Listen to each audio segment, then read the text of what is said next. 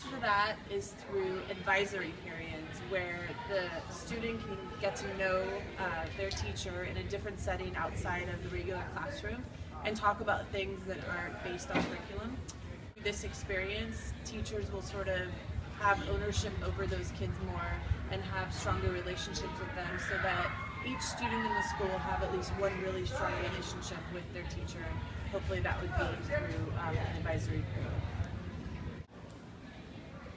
A way that they could form more connection between teachers and students is maybe have activities where students and teachers work together, like to do a task. So I guess if you wanted to connect to teachers and the students more, you could sort of organize one-to-one interviews or meetings with the teachers and the students maybe once a month so they can check up on schoolwork and how the class is going and stuff. Students can build better connections with teachers by having something in common that they like. Okay, I have a few ideas about this. One, I think it's important for schools to create systems in which students and teachers create something together. So we've actually been talking a lot as a staff about including students in actually creating the rules of the school, having a dialogue essentially about what the school should be, what rules we're willing to live with, what rules are best.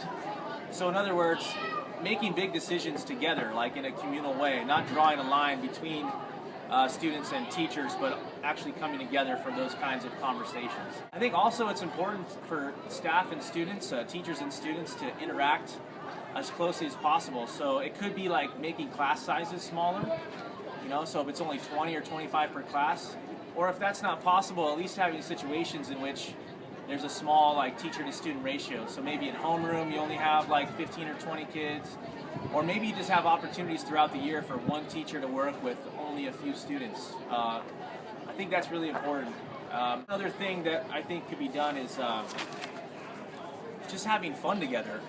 When we have a staff-student basketball game, or when we have events, instead of having events late at night or having every event be 7 to 8 or 8 to 9 at night, I think we should build more of those kinds of events into the classroom day, into the class, so that students can see teachers and interact with teachers in a way that's less high stakes, it's more relaxed, and so that students can kind of see the side of teachers, a lighter side of teachers, but also teachers can also relax and just kind of, be themselves and get to know the students on another level.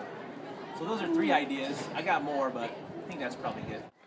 To help build the connectedness of students and teachers, I think that if we had more rallies or student and teacher games that were kind of battling it out, I think that would help build our connectedness with each other.